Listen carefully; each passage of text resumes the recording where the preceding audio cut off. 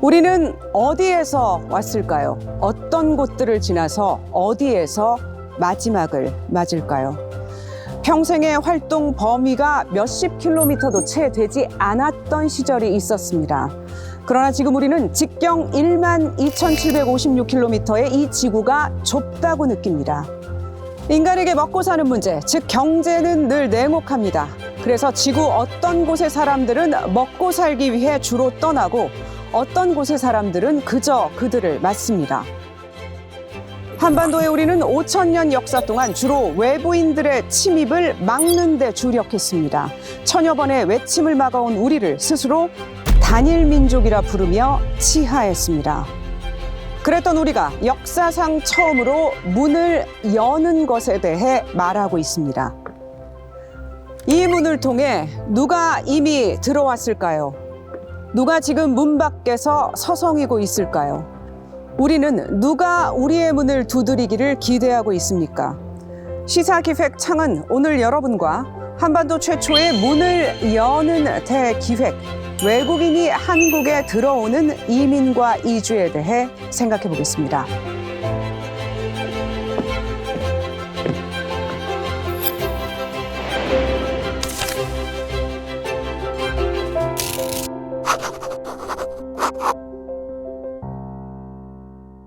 여기서 막 오래 살아야겠다는 생각도 없으셨네요. 아니 돌아간 날에 구경만 하고 유럽 구경 가는데 뭐 여기 살 생각 뭐 있겠어요. 그러니까 그것도 참 재미난 얘기예요. 와서 집사람하고 또 연결이 되니까. 사모님 사귀셔서 못 가신 거예요? 예. 우리가 참 말이 안 통했어요. 그냥 힘드셨을 것 같아요. 말이 안 통해서. 말이 안 통하는데 우리가 잘 묻잖아요. 죽인다도 묻고 살린데도 묻고 그거밖에는 더 수가 없었어요. 그 한 6개월 정도 일하니까 혼자 반번을 하래요. 왜냐면 뚝뚝 외웠어요. 병원 용어를. 광부 3년을 하면서 힘들다는 생각을 안 해봤어요. 어쩐 땐 60cm 기어들어가는 곳이 있고 어떤 때는 2m 50 높은 데가 있는데 일을 잘하셨나 봐요. 머리 갖고 했죠. 우리 한국 사람이요 머리만큼은 좋아. 동발이라고 그러는데 그게 60kg, 80kg 이래요. 근데 그거를 어떻게 드느냐? 요령껏. 이게 한국 사람이에요. 독일 사람들하고 떡대이란 터키 사람들하고 몇 개 쳤느냐? 그럼 그 다음날 딱 하고 나오면 뭐가 붙냐면요. 변주섭에는 10개, 트루케는 5개 이게 나오는 거야. 3년이면 가야 되는데 이 간호사들 전부 다 한국 사람들 우리 연기를 해줄 수 있대요. 너무 일을 잘하기 때문에. 어떻게 연기가 되었어요. 연기가 되고 둘이가 사니까 또 생활비도 필요하고 임신도 했고. 이제 영원히 돌아갈 수 없게 되셨네. 예, 근데 그러다 보니까. 그렇죠.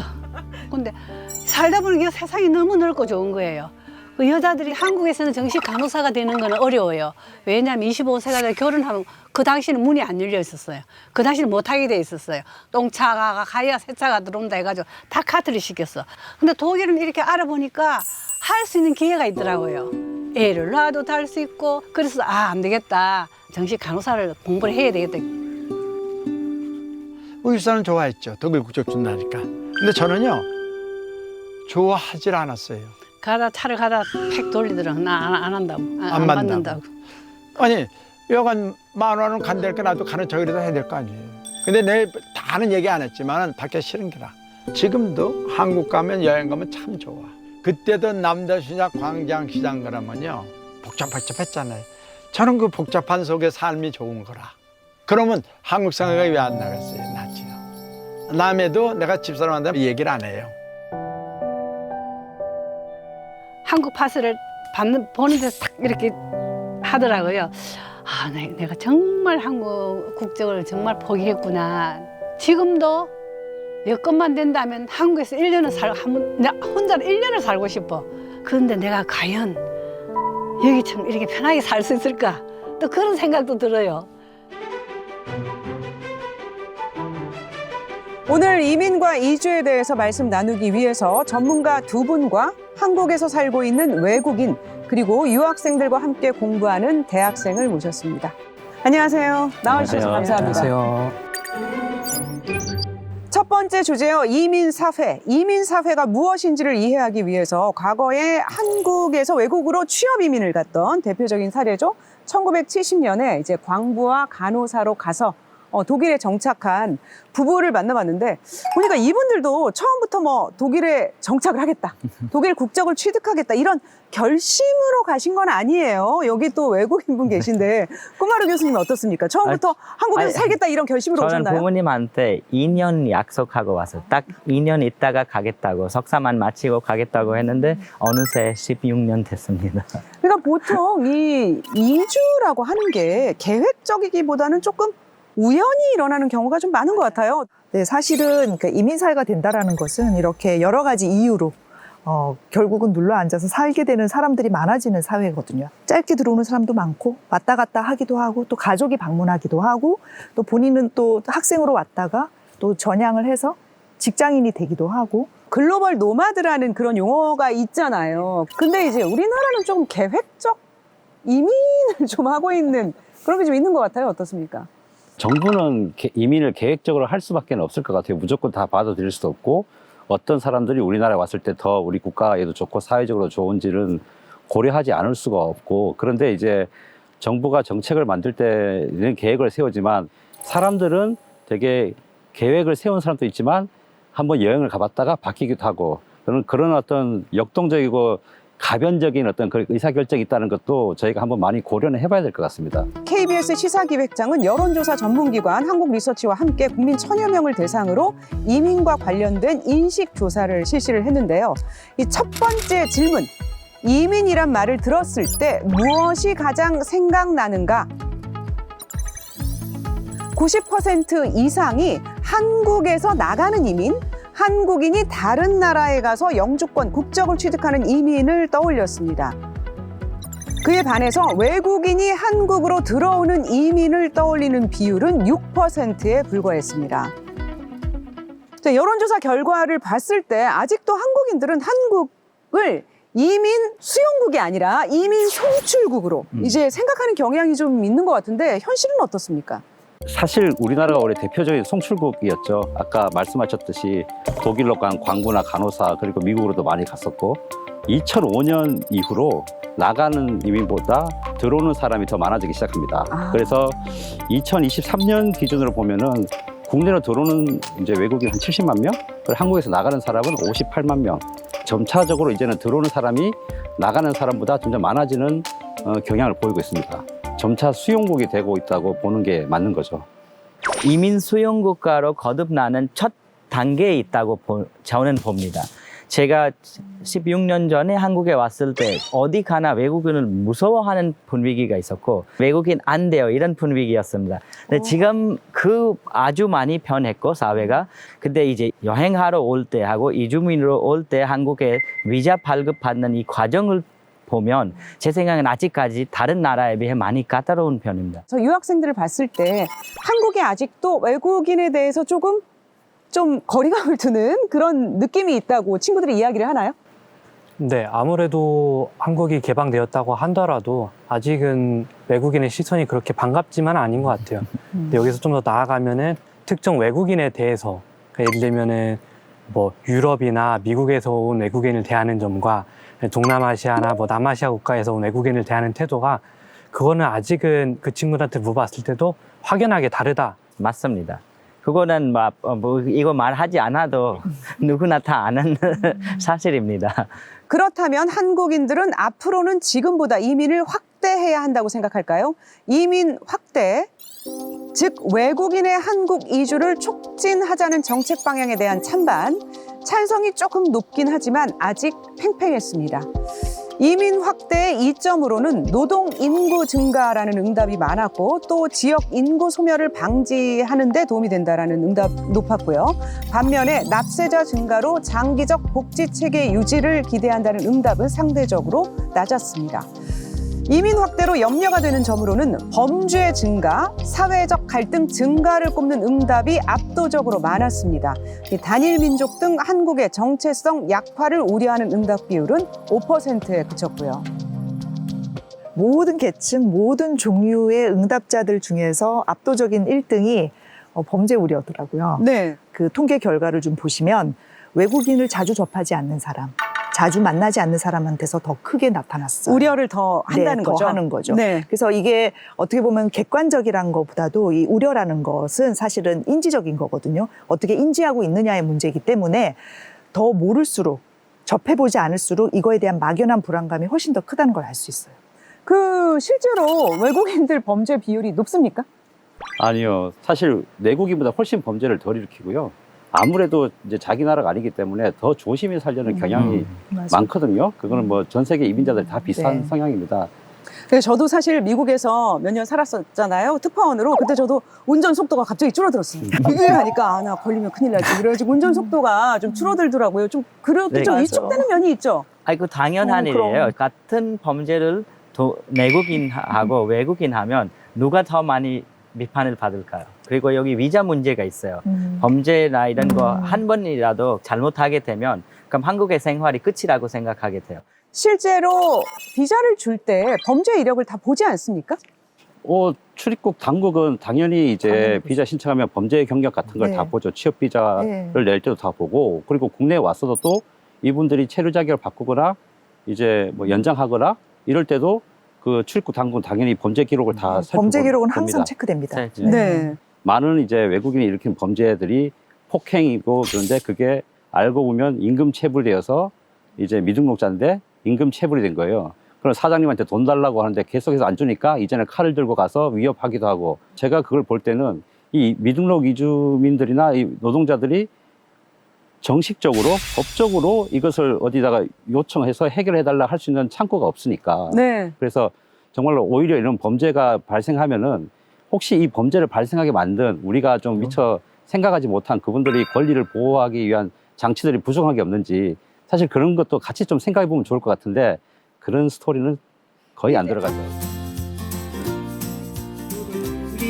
1970년에 독일로 이주한 변주섭 정수자 부부는 독일에서 두 아들을 낳았고 둘째 아들이 프랑스 여성과 결혼했습니다. 그 사이에서 두 딸이 태어났고요. 지금은 이민 1세대, 2세대, 3세대가 가족을 이루고 있는데 제가 독일에서 직접 이 가족을 취재했습니다. 스스로의 민족적, 국적적 정체성, 또 이민자로서의 정체성에 대해서 대화를 나눴는데 어떤 얘기였을까요? 한국 가면은 할아버지 할머니한테 뭐 선물 사올 거야? 뭐 사다 줄래? 소주. 이거 아직도 소주를 제일 좋아하시나 봐요. 소주? 네. Wenn du Abujan Harabujan guckst, ist er Koreaner, Deutscher oder was anderes? Er ist Koreaner in meinen Augen. Was ist mit Harmony? Ist auch Koreanerin, aber so Koreaner und so Ja. immer noch, weil sie bleiben ja auch noch bei ihren traditionellen Habitüt und so alles, also Okay, was bin ich für dich? Deutscher, Koreaner, alles. alles? Ja, Mama ist ja von Cool. also auch alles. Wenn 이제 2세대는 한국 사람인가 독일인인가 지금 논쟁이 붙었어요. 아버지 지트간지 에스테 코리아, ja. 코리아나. Keine Deutsche. Charakter ist das ja. Ja, Jitte, ja, 100%. an sich, ja, Blut an sich ist es ja 100% ja Koreaner. koreanisch, aber er ist ja hier geboren, hier aufgewachsen und für mich zählt das auch schon als dann Deutsch sein. Also ich muss auch sagen, als ich Stellung traf, ich habe schon sehr viel seine deutsche Seite gespürt. 어렸을 때 아버지 어머니 때문에 항상 한국 사람이라고 생각했어요. 예, 독일에 있는 한국 사람. 그래서 학교 끝날 때 제가 19살 될 때 1년 동안 한국으로 갔어요. 왜냐면 제가 my roots 뭔지 잘 몰랐어. 그래서 한국에 갔다 와서 제가 알게 됐어요. 한국 사람 아니에요. 독일 사람이에요. 아버지는 그렇게 좋아하지 않았지만 제가 20년 동안 독일에서 살았기 때문에 한국에 있을 때 한국 사람도 될 수 없었어요. 한국말 잘 못해서. 그리고 한국의 the hierarchy, 형, 선배, 그거 다 좀 힘들었어요. 저희 미래도 이렇지 않을까. 네, 지금 어느 나라 사람이세요? 지금 저는 정체성이 어떻습니까? 저는 이제 혼란이 있어요. 거기 아. 어떨 때는 한국 사람처럼 행동하게 될 때가 있고, 근데 그래도 성인 돼서 여기 왔기 때문에 아무래도 인도 사람처럼 행동할 때도 있는데, 근데 저는 이제 인도에 가게 되면 저 인도 사람 아니라 한국 사람처럼 사진 찍기 시작했어요. 저는 깜짝이게 놀랐어요. 아. 그래서 저 안에 이런 변화가 진짜 이제야 와서 자기 나라를 이렇게 볼 수 있는 안목을 가지게 되는 거는, 그래서 이거 굉장히 좋은 경험이었어요. Es war sehr schwierig Wahl. Ich glaube, sie hätte gern eine Koreanerin als Ich habe gesagt, dass ich Ja. erstmal Koreanerin wollte. ja. Das habe ich ihr gesagt. Ja, also du hast Ich habe mir selber. schon Und für mich war, er hat kein Interesse. Also, er kann. okay. Jimia, hast alles gehört, ja, von Papa und Mama Das ist zum sagt. ersten Mal gerade. Und wie denkst du denn, wenn du einen Mann oder Freund lernen Ist egal für in sie. Korea? 네, 많이 자꾸 한국 남자 만나라고 지금 하고 있어요, 소녀한테. 설득하고 있어. 아들은 성공하지 못했지만. Who knows? Maybe it's a Korean guy. But I just think here in Berlin, I don't have many opportunities to meet like Korean guys. Open to everything. Like I could probably also marry to a Korean guy, so I'm open to it. And yeah, but I'm not sure if I will. 유미야, 너는 이 옷이니 얼굴이 한국 사람이 아니야. Ich? 야, keine Koreanerin. Ja, ich Die bin halt. Papa und 할머니, 할아버지. Das ist Koreaner, Korean. Aber du nicht. Was soll man machen? 얼굴이 한국 사람 아니에요. 너무 서운하신가 봐요. 한국 사람 아니잖아. Ich meine, Essen ist ja auch wichtig. Ich bin halt ein Mix und ich bin stolz darauf, halt mehrere Kulturen, also mehrere Sprachen zu sprechen. Ja. Ich fühle mich ja Französisch, Deutsch und Koreanisch. Ja. Und ich mag beide, also ich mag alles drei. We didn't very have much to do with immigration. Yes, it's true that our grandparents immigrated to Germany, but my father also lived now here many times. So I think long ago. So Because we were born in Berlin, of Yes. course, and we live here, so we never like, sagt man so, had to live that. with- we never had to move out or anything. 이 영상을 본 이유는 과연 이민 확대가 장기적으로 보면 저출생 고령화의 해법이 될 수 있겠는가. 왜냐하면 2세대, 3세대로 가면 결국 이제 우리나라에 이주하신 분들도 한국인화 해가지고 아이를 안 낳을 거 아닌가. 어떻습니까? 일단 이거는 거의 통계적으로도 사실은 거의 입증이 되어 있는 팩트예요. 예를 들자면 이민의 확대가 출생률을 높인다. 이거는 아닙니다. OECD의 주요 국가들의 자국민의 출산율과 이주민 여성의 출산율을 비교하는 표가 있어요. 이렇게 보면 한국이 굉장히 특이합니다. 한국은 거의 붙어 있어요. 비슷하게 낮다. 그죠? 같이 낮다예요. 그런데 이제 대부분의 이제 다른 서구 국가에서는 약간은 차이가 있어요. 이민자가 좀 더 높아요. 그렇지만 기대하는 것만큼 엄청난 차이가 있지는 않습니다. 그래서 그 흐름을 보자면 이민간 그 나라의 출생률을 따라간다가 정답이고요. 잘 이민 제도를 활용했을 때 당장 도움이 되는 것은 생산 가능 인구를 늘리는 것은 당장 도움이 됩니다. 지금 출생률을 늘려봤자 이 인구가 생산 가능 인구가 되는데 20년 걸리잖아요. 그러니까 이제 저출생 고령화에서 고령화로 인한 즉각적인 생산 인구의 급격한 감소는 이민 정책을 통해서 어느 정도 도움을 받을 수 있다. 약간 완화시킬 수 있다. 이민 선택권. 이민을 선택할 권리는 누구에게 있습니까? 이민자를 받는 나라에 있을까요? 아니면 이민을 가는 이주자들에게 있을까요? 꾸마르 교수님. 네. 한국이 교수님을 선택했습니까? 교수님이 한국을 선택했습니까? 우연이었죠. 우리 서로 만난 게 우연이었다고 봅니다. 일단 우선은 수용국가입니다. 우선은. 저는 한국에 가고 싶어요. 근데 한국의 정책이 아직까지 저에게 유리하진 않습니다. 그래서 원해도 가지 못하는 것입니다. 근데 원하는데 여러 가지 국가가 있습니다. 그러면 당연히 제가 어떻게 돼요?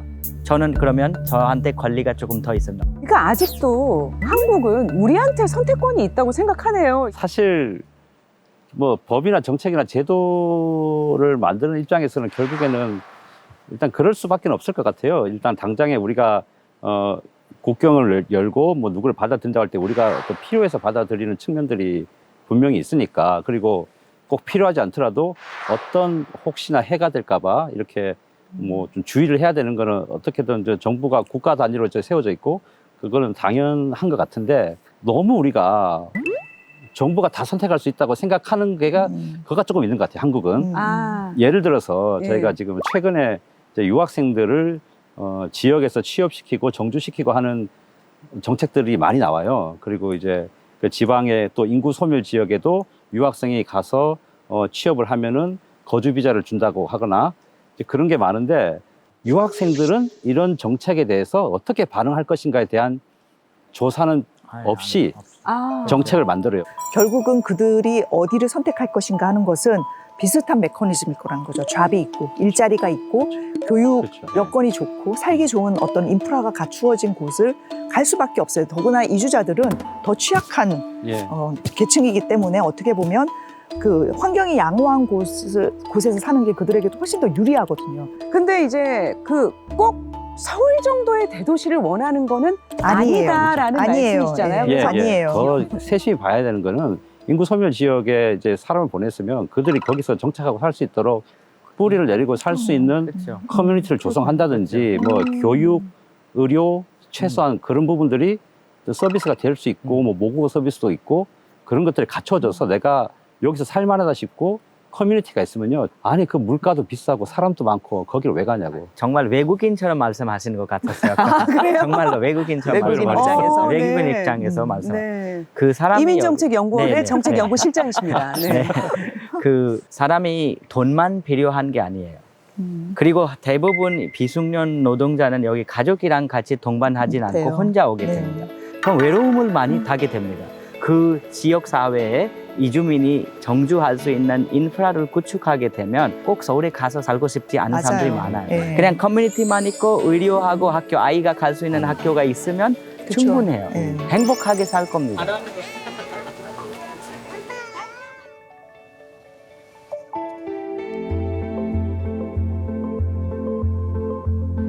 글로벌 회계 컨설팅 회사의 독일 지사에서 일하고 있는 가나인 멘자 씨.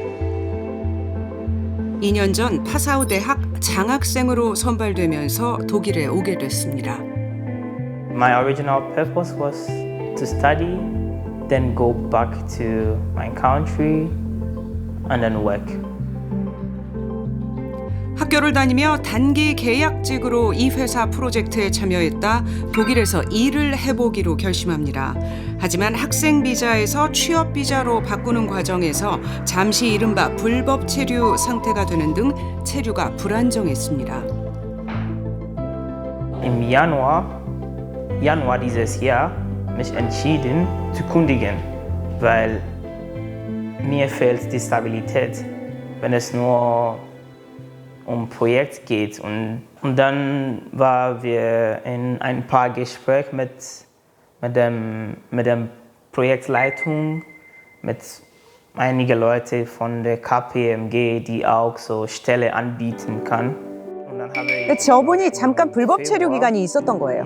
근데 그게 문제가 안 됐다는 거죠, 지금. 문제가 안 됐을 뿐만 아니라 그거를 체류를 안정시키기 위해서 그래서- 정규직을 시켜줬던 거죠. 그러니까. 붙잡기 위해서. 그러니까. 역시 독일이 역시 유럽이나 미국은 그 사람을 붙잡기 위해서 그 사람의 배우자에게도 심지어 남자친구, 여자친구에게도 잡을 같이 오퍼하는 경우가 많아요.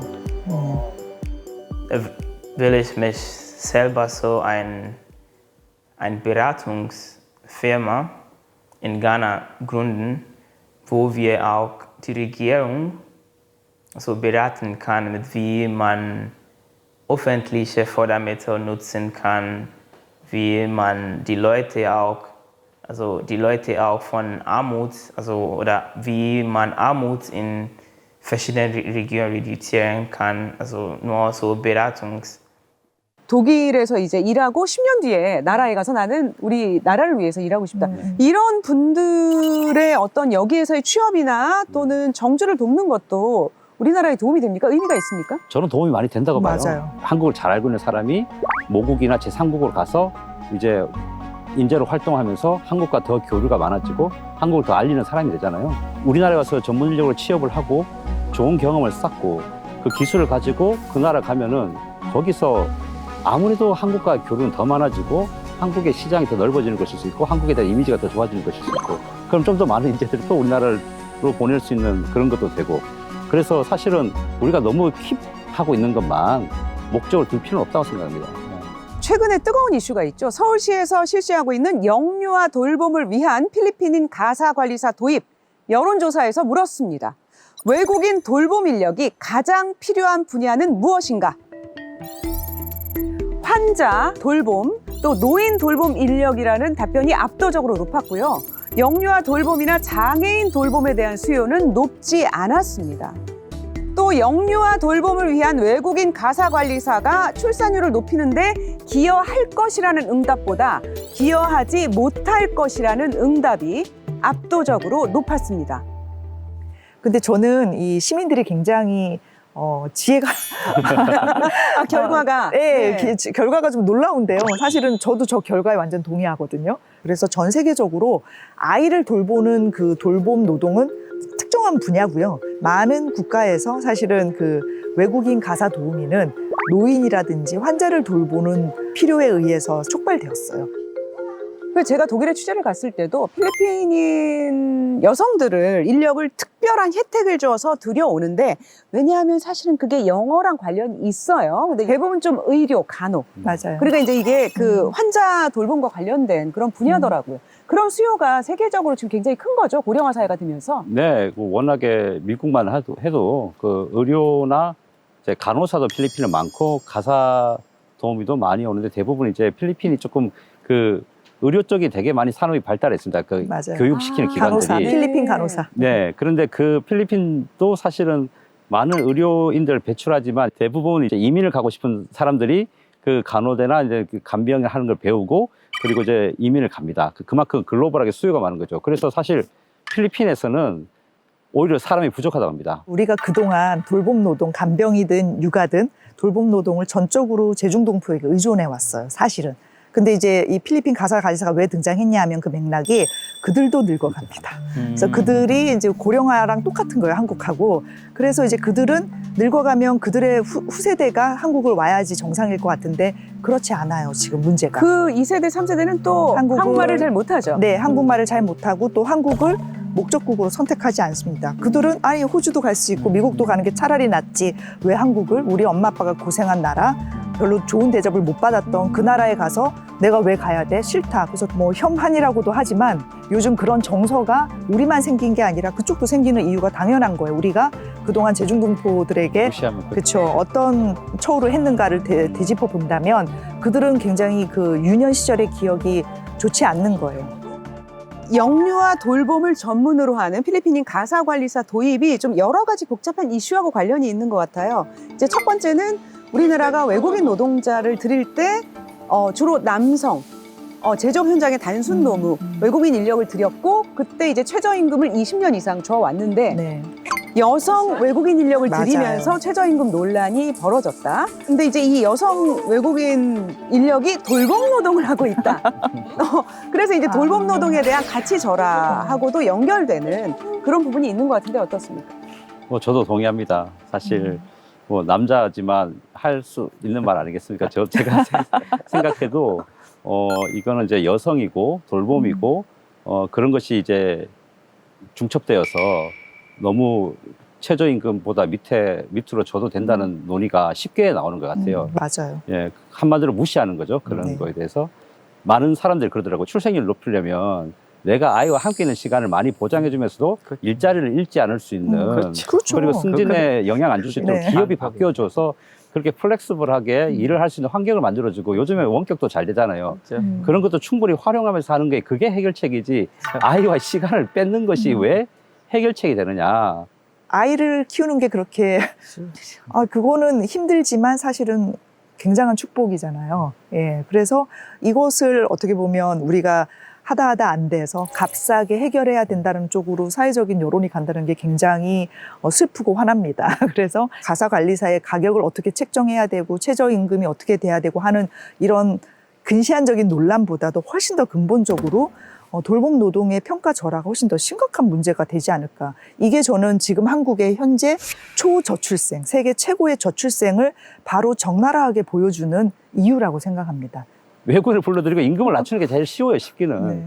근데 그게 지속 가능하고 그리고 또 우리가 이제 우리 한국의 세계에서 갖는 위치도 있고 왜 우리가 홍콩, 싱가포르를 따라가야 되느냐. 사실 그렇죠. 더 많은 맞아요. 선진국들이 많은데 네. 그럼 그런 나라들을 어떻게 해결하고 있는지 사회적으로 이걸 어떻게 해결해야 될지 좀 더 치열하게 고민해야 되는데 당장에 좀 쉽게 해결할 수 있는 방법으로 너무 하려고 하는 게 아닌가. 이민 정책 중에 많은 부분들이 좀 손쉽게 맞아요. 이 문제를 해결하려고 하는 그게 있는데 그러다 보면 우리 사회가 구조적으로 많이 변해야 되는 것들이 그 변화의 타이밍을 놓칠 수 있겠다 싶은 생각이 들더라고요. 중국 식당들이 즐비한 서울 자양동 양꼬치거리. 2010년 전후로 조선족 중국 동포들이 연 몇몇 양꼬치 식당들이 큰 인기를 끌자 마라탕, 훠궈 등 중국 본토의 맛을 재현한 음식점들이 잇따라 들어섰습니다. 2주 전에도 다녀왔습니다. 아, 그래요? 네. 저도 한 일주 전에 여기 지역에 자주 오시나 봐요, 이쪽에. 네, 제가 이쪽에서 살아요. 중국 음식 자주 먹는 스타일이라서 맨날 한국 음식 먹으면은 안 돼요. 중국 아니 음식. 근데 한국에서 살고 싶다면서요. 그게 그렇지만 근데 먹는 거는 가끔씩 중국 음식 한 번 먹어야 돼요. 안 그러면 계속 생각나요.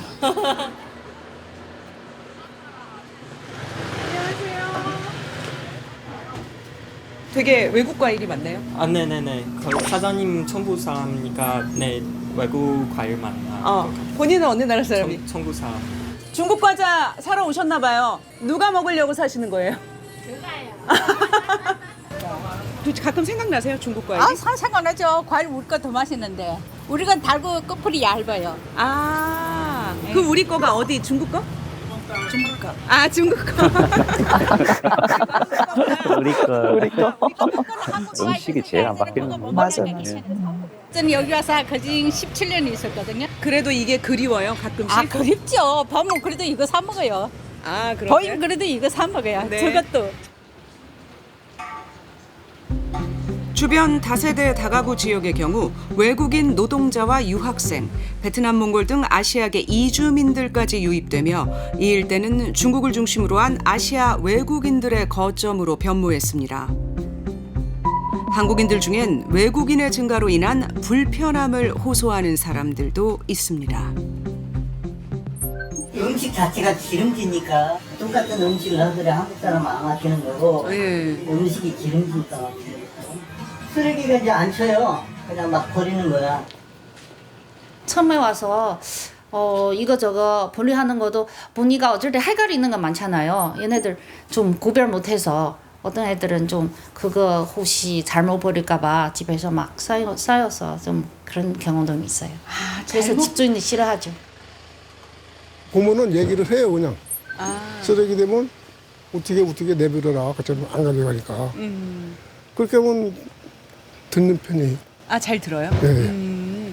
그러니까 몰라서 못하는 거군요, 그분들이. 그렇죠, 이제 그 사람들이 자기네하고 틀리니까 뭘 내버리는 걸 잘 모르는 거예요. 중국 같은 경우는 그냥 분리수거가 가능한 쓰레기, 그쵸. 아닌 쓰레기 되게 이렇게만 단순해요. 구분하는데 예. 한국이 힘들죠. 교육으로 다 해결되는 부분이에요. Of course, we would know this if the character would be in Chinese, but we didn't have that feelings about the old area. I just say that about being multicultural.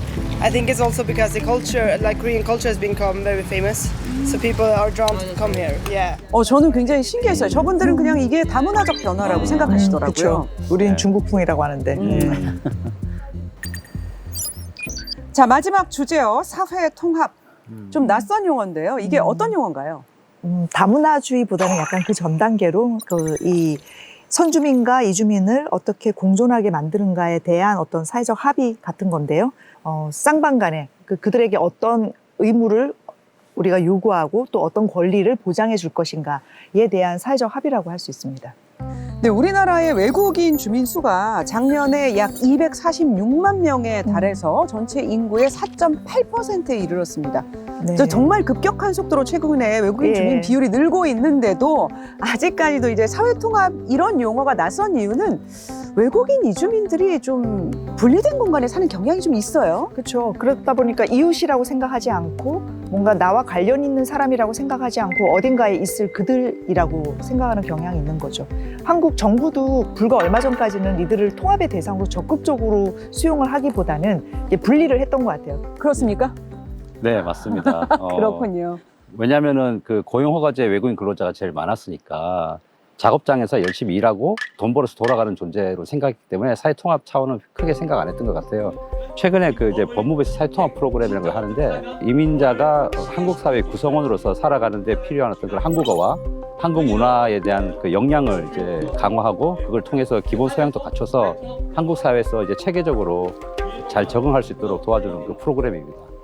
이게 무료로 지금 운영되고 있고요. 아, 무료예요? 예, 네. 무료로 운영되고 있습니다. 한 전국에 한 300개 기관 정도를 이제 법무부에서 지정을 해서 시행하고 있는데 근데 지금 246만 명 외국인 거주민 계시는데 사회통합 프로그램 400개도 안 된다고 하셨잖아요. 근데 제가 사실 사회통합 프로그램 취재를 갔었는데 그 E9으로 들어온 외국인 노동자들도 사회통합 프로그램을 굉장히 듣고 싶어 해요. 네. 왜냐하면 그거를 들으면 E7, 그러니까 장기 그렇죠. 거주로 가는 그런 어떤 비자를 받는데 좀 유리하더라고요. 그래서 그거를 듣고 싶어 하는데 그게 거의 아이돌 티켓팅 수준으로. 맞습니다. 그거 이게 맞습니다. 이게 그러니까 거의 그 오픈하면 5분 안에 맞아요. 마감이 될 맞아요. 정도로 1분 안에 굉장히 끝납니다. 1분 안에. 그 프로그램이 적다고 하더라고요. 또 다른 문제가 그 신청이 시작하는 오픈이 평일 오전 9시예요. 아, 근데 일을 시작해야 공장이 다 8시, 7시부터 일을 시작해버리거든요. 그러니까 이제 외국인 노동자가 사회통합 프로그램을 신청하려면 매니저한테 가가지고 저 9시에 잠깐 온라인 좀 신청하고 올게요. 그래서 그거를 이제 업주가 허락해주지 않으면 그 신청을 못하게 되는 거죠. 그래서 사회통합 프로그램을 좀 더 늘리고 좀 더 이제 그 많이 들을 수 있도록 해줘야 될 필요가 있지 않을까 어떻습니까? 그렇게 인기가 좋네요. 네, 인기가 아주 온도 차이가 있네요. 네, 인기가 폭발이더라고요. 근데 저는 이제 사회통합 프로그램은 저희만 받아야 되냐. 그리고 이 맞아요. 사회통합의 목표는 중요한 한국어와 한국 문화를 가르치는 데 그치는 것인가 아니면 이 사회에 열린 사람으로서 생활할 수 있는 의식을 생기게 해 태도를 바꾸는 것인가에 대해 좀 고민해 볼 필요가 있다고 봅니다. 사회통합이 과연 그거 듣는다고 되는가라는 거죠. 저도 한때 미국에서 오랜 세월 이주민으로서 살아봤는데요. 그 나라 역사 좀 알고 말 좀 안다고 해서 이게 사회통합 되지 않아요. 그들이 여기에서 구성원으로서 자긍심을 가지고 자신의 능력을 개발하면서 즐겁게 살 수 있는가, 행복권을 추구할 수 살 수 있는가, 그들의 삶의 질은 어떨 것인가, 이거를 생각해 봐야 되는 거죠. 그래서 사회통합의 더 높은 단계는 사회문화적인 사회통합이 있다. 우리나라 고등교육기관 외국인 유학생 수가 2015년 약 5만 4천 명에서 2024년 약 14만 5천 명으로 10년 새 2.7배 늘었습니다. 고등교육기관의 외국인 유학생 비율이 10%를 넘어섰는데요. 대학이 좀 특수한 공간인 이유가 있어요. 설사 유학생들하고 같이 생활하는 게 싫어도 한국 학생들이 졸업할 때까지 계속 강제로 이 대학이라는 공간에 있어야 되는 거죠. 그래서 유학생이 급증하면서 대학이 일종의 사회통합 실험실 같은 그런 상황이 된 건데 KBS가 한국리서치와 함께 4년제 대학생 500명을 대상으로 설문조사를 실시했습니다.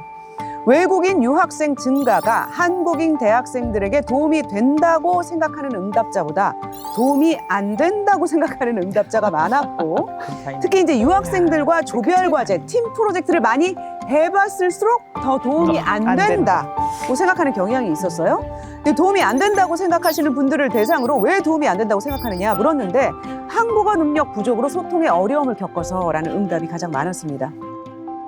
민범님, 실제로 경험을 하잖아요. 네네. 유학생들의 한국어 능력이 좀 학습에 방해가 될 정도로 좀 떨어지는 경우가 많이 있나요?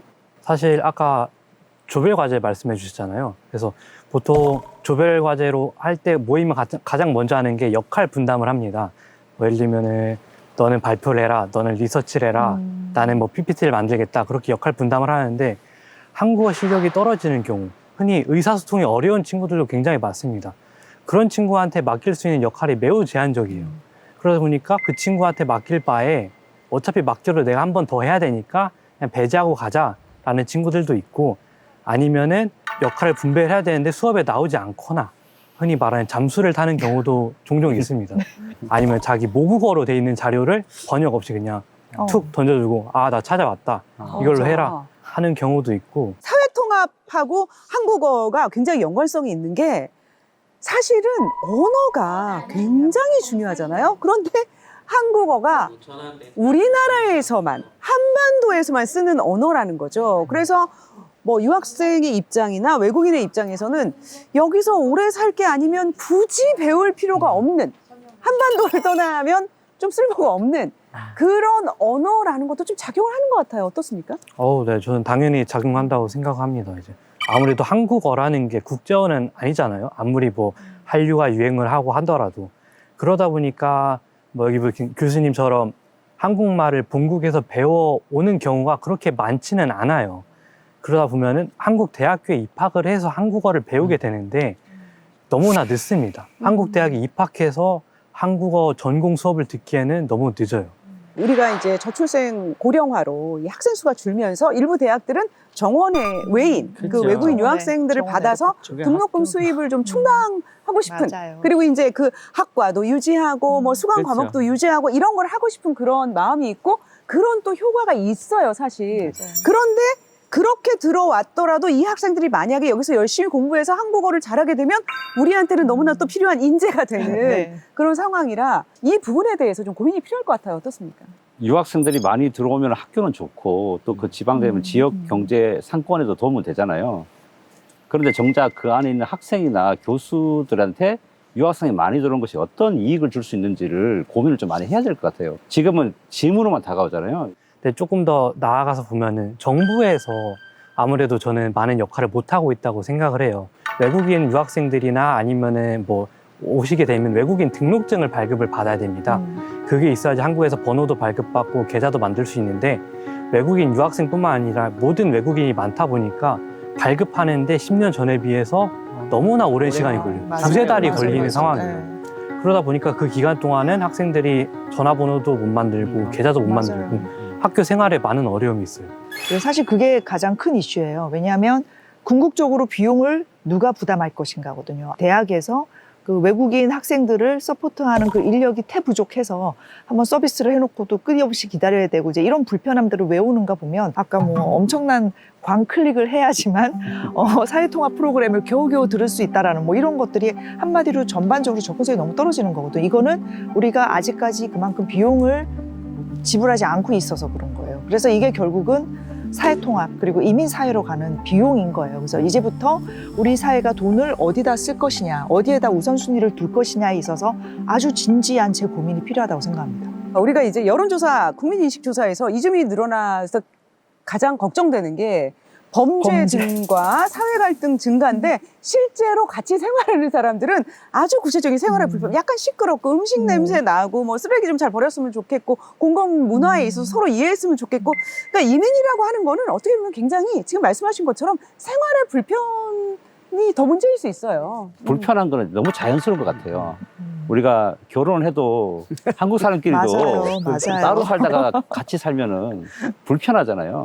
그런데 어쩔 수 없이 결혼을 했기 때문에 불편함을 감수하면서 맞춰가면서 뭐 때로는 싸우기도 하고 하는데 그 불편함 때문에 내 배우자가 문제라고 보는 건 아니잖아요. 거기에 원인이 있다고 보는 건 아니잖아요. 근데 이제 이주민하고 이제 우리가 같이 섞여 살게 되면 당연히 불편한 것은 당연한 거거든요. 그 이 불편함을 정말 자연스러운 걸 받아들여야 되는데 그거를 마치 이주민이 들어왔기 때문에 불편한 것처럼 우리가 생각하면서 원인을 자꾸 이주민 탓을 하는 게 그런 것부터 바뀌어져야 되고 그렇게 접근하는 것이 또 되게 중요한 것 같습니다. 우리나라 같은 경우에는 이민 후발국이잖아요. 그렇기 때문에 많은 이민 선진국들의 시행착오 그런 것들을 좀 반면교사 삼아서 조금 더 효율적이고 그런 이민 정책을 할 수 있지 않을까 그런 생각도 드는데요. 우리가 흔히 생각하는 선발 이민 국가나 전통 이민 국가하고 좀 많이 달라요. 그래서 한국을 똑같이 갈 거라고 생각하면 좀 오류가 있다고 생각합니다. 한국은 일단은 식민지 역사에서 시작하지 않았어요. 이주를. 흔히 맨날 예로 드는 갈등의 아주 좋은 예로 드는 프랑스 같은 경우는 어떻게 보면 과거 식민지 영이었던 지역을 이민자 프로그램 통해서 도입을 한 거거든요. 왜냐? 그들도 나름의 고충이 있었어요. 전후에 인력은 필요하고 프랑스어를 잘하고 또 이게 권력 관계가 형성돼 있잖아요. 그 결과가 어떻게 되겠어요? 당연히 2등 시민으로 전락을 하게 되고 이것은 마치 한국이 일제강점기 직후에 일본으로 노동이주로 가는 거랑 비슷한 거거든요. 하지만 한국은 우리는 식민을 당했던 식민의 경험이 있던 나라로서 어떻게 보면 이민국가로 전환한 아주 흔치 않은 경우입니다. 그래서 한국 사람들은 그 설문조사에서도 나왔지만 인종이나 종교라든지 이런 것보다도 타고난 조건보다도 그 사람이 후천적으로 가지게 되는 조건에 더 관심을 많이 기울입니다. 누가 한국인이 되면 좋겠느냐라고 했을 때 굉장히 압도적으로 많은 수가 일단 범죄를 안 저질러야 된다. 이거는 본인이 할 수 있는 거잖아요. 그리고 두 번째가 또 놀라운 것이 한국 시민이 되고 싶은 마음, 로열티, 그죠? 어떻게 보면 이 땅에서 한국 시민으로서, 한국 사람으로서, 거주민으로서 이웃으로 살고자 하는 그 열정과 마음, 그 마음 자세가 중요한 거예요. 동의하십니까? 네, 저는 동의하고 15년 살면서 한국 사회가 급격히 변하는 것은 여러 번 느꼈습니다. 그럼 한국 사람들은 이게 필요하다는 것을 느끼게 되면 급격히 이것을 받아들일 것입니다. 그리고 한국 분들은 이미 다문화에 열려 있는데 그걸 인지 안 하고 있습니다. 제가 한국에서 이렇게 어디 가나 국제 음식 이만큼 다양화되어 있는 음식을 먹을 수 있는 나라는 어디 제가 다녀본 데는 없습니다. 한국 분들은 한국 음식도 좋아하지만 인도 음식도 먹고 중국 음식도 먹고 일본 음식도 먹고 심지어 멕시칸, 우즈벡 여러 나라의 음식은 먹고 여러 나라 구경하면서 그 문화에 노출되는 것도 꺼려하진 않은데 그러면 뭐가 부족해요? 그래서 교수님 말씀하신 것처럼 다른 나라의 노하우도 중요하지만 한국이 가지고 있는 장점들도 있습니다. 그래서 그 장점들을 활용해서 한국만의 이민 정책을 한번 고민해서 긍정적인 마인드를 가지고 시작해 보는 게 어떨까? 희망은 보입니다. 그래서 제가 여기 있는 겁니다. 그래서 한국에서 사시는 거군요, 계속. 자, 이게 여러분들의 말씀을 듣고 보니까 이 한국이 이민사회로서 큰 잠재력을 갖고 있는 것 같고 앞으로 보다 적극적이고 체계적인 그런 이민정책, 사회통합정책을 펼칠 수 있을 것으로 더욱 기대가 됩니다. 오늘 나와주셔서 고맙습니다. 네, 감사합니다. 수고하셨습니다. 인간이 진화 과정에서 생존을 위해 발전시켜온 가장 강한 감정이 바로 낯선 존재에 대한 공포라고 하죠. 자신과 다른 낯선 존재를 배척하는 행동은 인간에게 본능적이라는 겁니다. 그래서 낯선 사람들과 더불어 살아가야 하는 이민사회로의 전환은 무척 어려울 것입니다. 우리는 그 과정을 이해하고 거기에 적응하기 위해 의식적으로 노력해야 합니다. 서로 다른 사람들이 섞여가는 이민사회에 완벽이란 있을 수 없지만 한국 사회는 그 어떤 사회보다 이민사회로서 최선의 결과를 낼 잠재력을 갖고 있습니다.